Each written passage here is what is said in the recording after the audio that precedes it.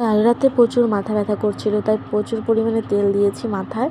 তো সকালবেলা ঘুম থেকে উঠে বাসি কাজ সম্পূর্ণ সেরে তারপরে নাইটিটা চেঞ্জ করে চলে এসেছি রান্নাঘরে। রান্নাঘরে এসে চালটাকে ভালো করে ধুয়ে ভাতটা বসিয়ে দিলাম, আর সঙ্গে একটু মসুরির ডালও বসিয়ে দিলাম। তারপরে চলে গিয়েছিলাম ঠাকুর ঘরে, আর ঠাকুর ঘরের কাজটাও করে নিলাম, না হলে এভাবেই পড়েই থাকে। সে স্নান করে এসে তারপর ঠাকুর ঘরে কাজ করে পুজো দিতে হয়।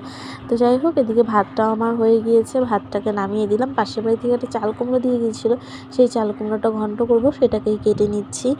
আর এদিকে সকালে খাওয়ার জন্য একটু ডিম ভুজিয়া করে নিলাম। এদিকে ডালটাও হয়ে গিয়েছে, ডালটাকেও একটু সম্বার দিয়ে নিলাম। আর চাল কুমড়ো ঘন্টটা বসাবো, তার জন্য একটু ডালের বড়িও দিয়ে দিলাম।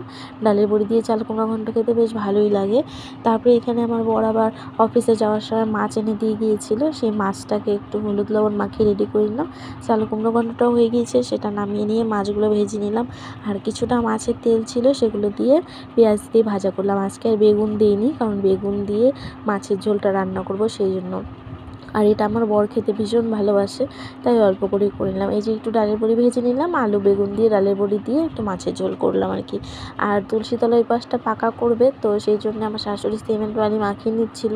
আমিও স্নান সেরে ঘরে এসে পুজোটা দিয়ে নিলাম, আর আমার বড় অফিস থেকে চলে এসছে, দুজনে মিলে ওরা করে নিচ্ছিল ওই জায়গাটা। তো যাই হোক, সন্ধ্যাবেলা গিয়েছিলাম আবার একটু বাজারে, মানে দর্জির দোকানে একটা ব্লাউজ বানাতে দিয়ে এলাম। কার জন্য দিলাম সেটা পরেই দেখাবো তোমাদেরকে। তো তারপরে সেখান থেকে চলে এলাম। আজকে ভিডিওটা এই পর্যন্ত। ভালো লাগলে অবশ্যই তোমরা পাশে থাকো বন্ধুরা। টাটা।